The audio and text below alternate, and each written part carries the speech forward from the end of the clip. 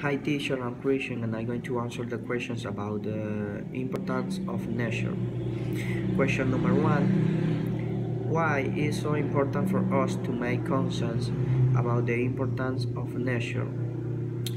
It is very important to raise awareness about the care of our planet and nature because every day without releasing we are destroying it, and if we continue like this we will have nothing to leave to our descendants.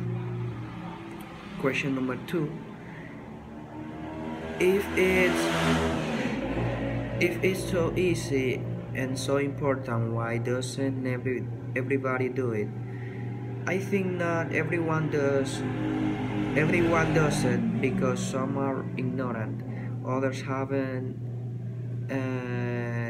haven't been educated about the importance of this, and others simply do not care simply do not care what happens to the environment while they earn money through actions like cutting trees and more.